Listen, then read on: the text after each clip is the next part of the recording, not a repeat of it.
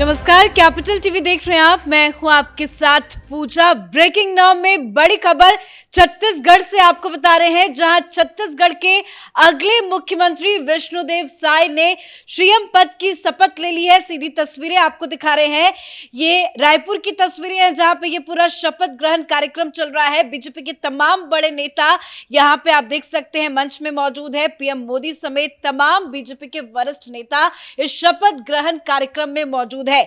इससे जुड़ी तमाम बड़ी खबर के साथ मेरे साथ न्यूज रूम से जुड़े हुए हैं कैपिटल टीवी के editor in chief doctor Manish Kumar.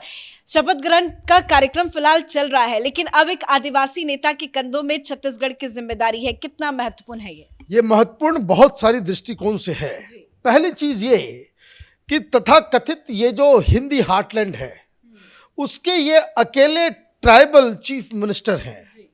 प्रधानमंत्री मोदी ने छत्तीसगढ़ में जिस तरह से एक पॉलिटिकल स्ट्रेटजी इन्होंने बनाई और तमाम लोग, चाहे वो सर्वे वाले हों, चाहे भारतीय जनता पार्टी के लीडर हों, किसी को ये यकीन तक नहीं था कि वहाँ ये दिन देखने को मिलेगा कि अरुण साव अभी इस समय वो शपथ ले रहे हैं, अपनी डिप्टी सीएम बनेंगे और विष्णुदेव साई जो है वो मुख्यमंत्री। बीजेपी यहाँ पे जीत से बहुत कोसों दूर थी।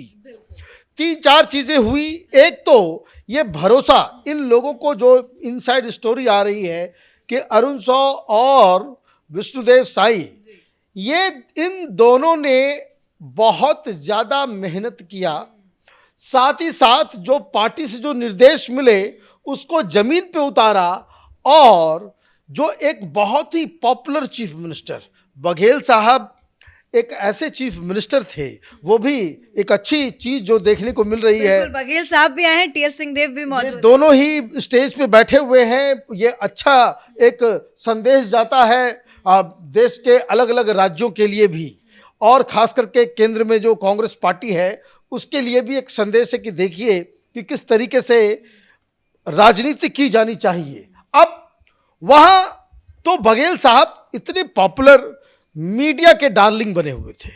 मीडिया वाले चाहे वो दिल्ली में हो, चाहे वो रायपुर में हो, सारे लोग बघेल साहब और बघेल साहब की योजनाओं की तारीफ, एक माहौल बना हुआ था। लेकिन ठीक उसी तरीके से जिस तरह से मध्य प्रदेश में टर्न अराउंड किया, प्रधानमंत्री मोदी ने ये ट्राइबल जो कार्ड है इतना कायदे से खेला कि आप देखिए कि प्रधानमंत्री मोदी ने एक ट्राइबल को चीफ मिनिस्टर बनाया है। इसका मैसेज किस तरीके से पूरे देश में और खास करके 2024 के चुनाव में जाएगा।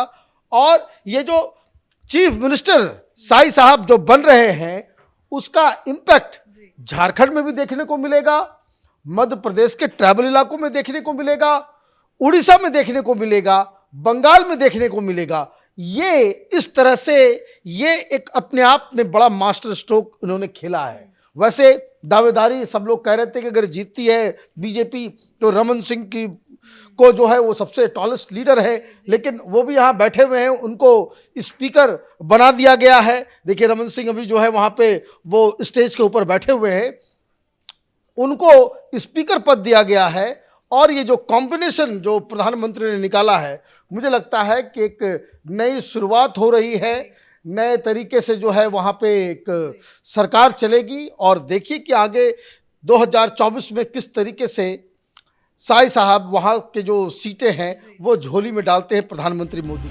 बिल्कुल बेहद महत्वपूर्ण नजारा है, लेकिन जो यहाँ पे जनता उमड़ पड़ी है, मोदी मोदी के नारे लग रहे हैं, कहीं ना कहीं मोदी मैजिक भी चला है छत्तीसगढ़ में। देखिए मोदी मैजिक ही चला है। जिन जगहों पे जो कांग्रेस पार्टी का गढ़ हुआ करता था उस गढ़ के ऊपर प्रधानमंत्री मोदी ने एक ऐसा खेल किया कि वहाँ पे जो ट्राइबल जो बहुल इलाके हैं वहाँ भारतीय जनता पार्टी सीटें लेकर के आ गई। यहाँ पे 2 फेजेज में चुनाव हुए।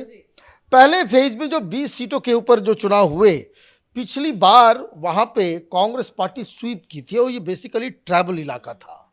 प्रधानमंत्री मोदी ने इस बार इस बात को ध्यान रखा कि उनकी जो रैलियाँ हो रही है वो ट्राइबल इलाके में हो, ट्राइबल लीडर्स के साथ हो।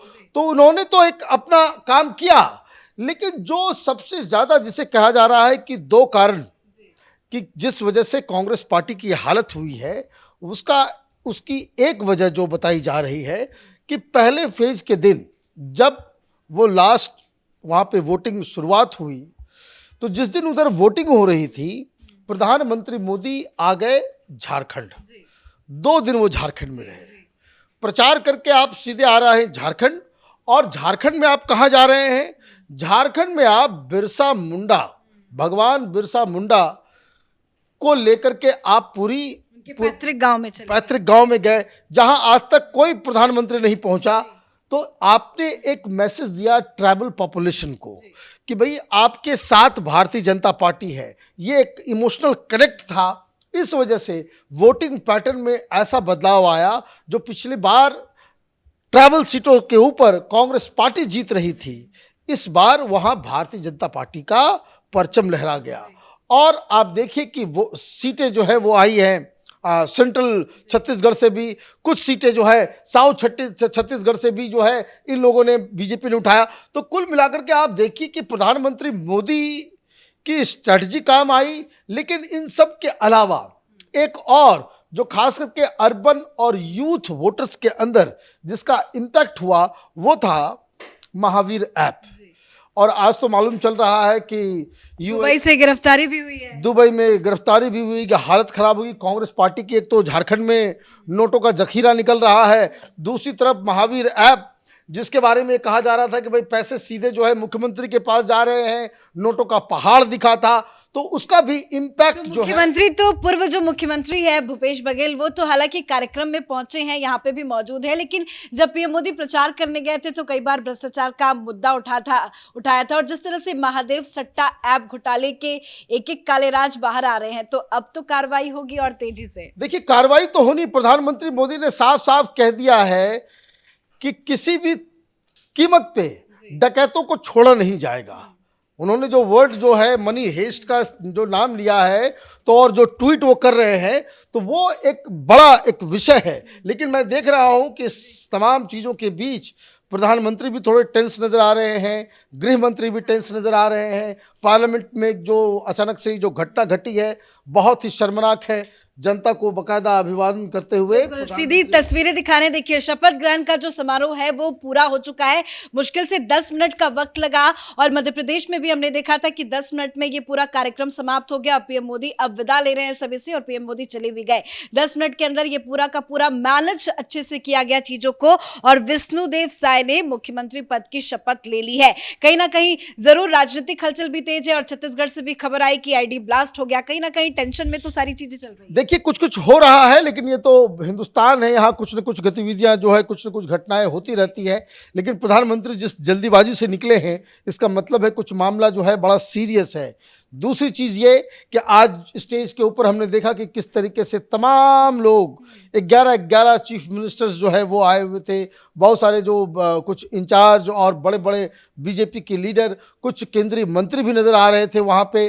तो ये मुझे लगता है कि प्रधानमंत्री मोदी ने जो छत्तीसगढ़ में कमाल किया, जो मध्य प्रदेश में कमाल किया, इन दोनों ही जगहों पे के बारे में कहा जा रहा था कि बीजेपी यहाँ पे चुनाव नहीं जीत सकती है। लास्ट मोमेंट में बीजेपी, प्रधानमंत्री मोदी, अमित शाह, इन लोगों ने अपनी मेहनत से, अपने कैंपेन से और निरंतर जनता के साथ संपर्क बनाने में ये लोग कामयाब रहे। इस वजह से मुझे लगता है कि आज 2 जगहों पे भारतीय जनता पार्टी की सरकार बनी, 2 नए मुख्यमंत्री, नए चेहरे, एक जनरेशनल चेंज जो है वो देखने को मिल रहा है। तो अब आगे इन लोगों के ऊपर बड़ी जिम्मेदारी भी होगी कि आपका जो शासनकाल हो वो उसको कंपेयर किया जाएगा किसी और से नहीं। मध्य प्रदेश में शिवराज सिंह चौहान से तुलना की जाएगी, यादव जी की, और यहाँ पे साई साहब की तुलना जो है रमन सिंह से की जाएगी। तो पहली चुनौती तो उनको ये है कि उनसे बेहतर एक प्रशासनिक जो है अपना वो एकुमन जो है उनको पेश करना होगा।